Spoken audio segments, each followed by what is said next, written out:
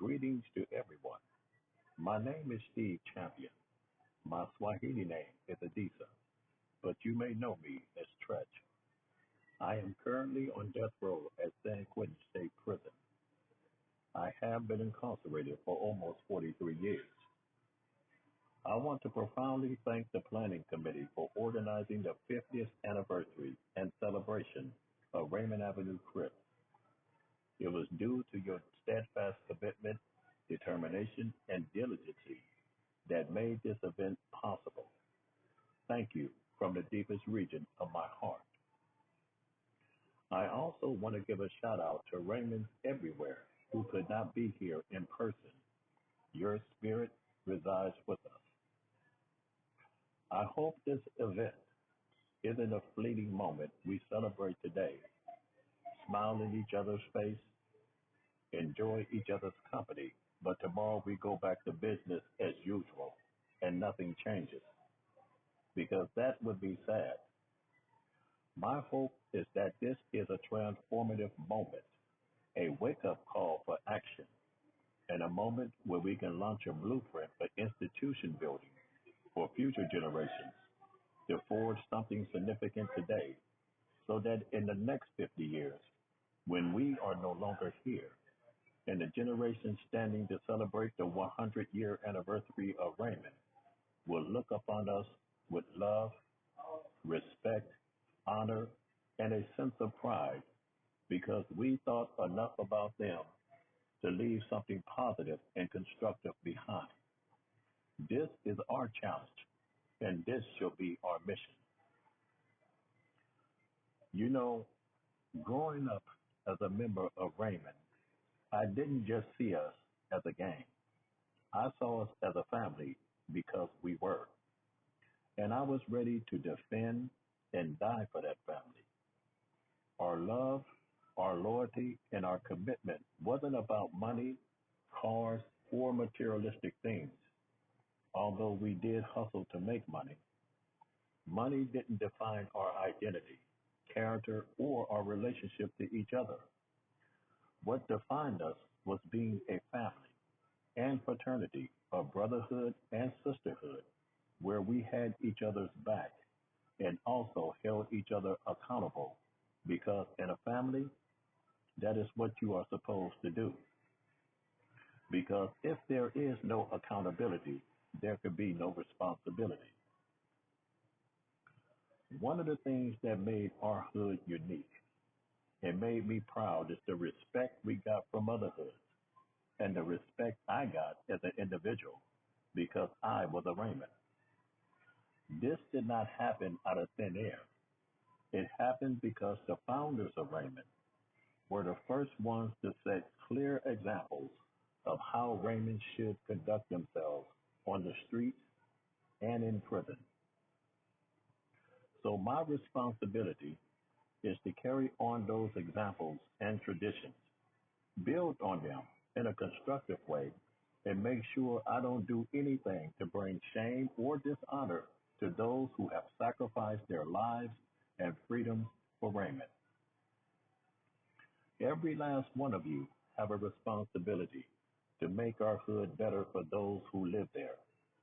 But we can't do that with an outdated mentality. We need a different mentality in order to create a new paradigm.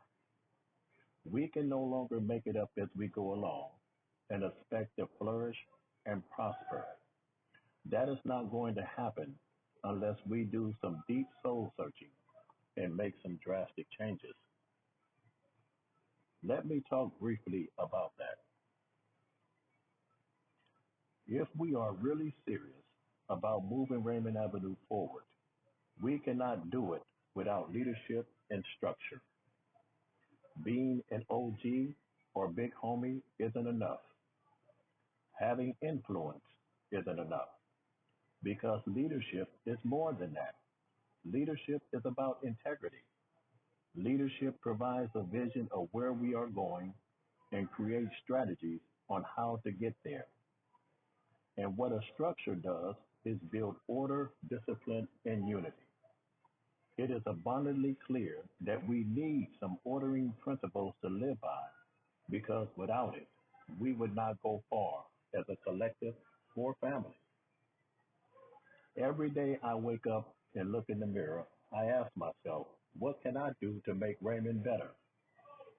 If you are committed and love Raymond Avenue, then from this day forward, start investing in each other, teaching each other, building with each other, affirming each other, uplifting each other, encouraging each other, feeding each other instead of eating and tearing down each other. Be the example. Live the example of the change you want to see. That is the kind of noble purpose and initiative that can transform lives and build nations. I want to close by saying this. Our young men and women of Raymond need our help. We cannot abandon them or throw them away. We have to mentor them, which requires spending time with them. They are not going to listen to us or care about what we say until they know we care about them. So the next time you criticize the behavior of youngsters, ask yourself, how much time have you spent with them? What have you done to teach them? What have you said to bring out the best in them? And what programs, policies, and agendas have you created to transform them? That is the question you have to ask yourself. It is easy to stand on the sidelines, pointing fingers, criticizing others for doing nothing. But guess what? Standing on the sideline is easy because it requires no effort, no energy, and no action. You have to decide whether or not if Raymond is worth fighting for. Who among you would summon the courage, create the vision, the leadership and discipline and commitment and determination to usher in a new era of ideas for the fame? Who is going to stand up and make things right? I know many of you are struggling out there to raise and provide for your family, and some of you are doing it with little and no support at all. It shouldn't be this way when there are several hundred Raymonds spread it throughout the United States. Can you imagine if every Raymond contributed $10 a month for 3 years to a Raymond fund, how much we can achieve economically? The sky would be the limit. I know we are living in tough times, but tough times don't last, but tough people do, and Raymonds are tough.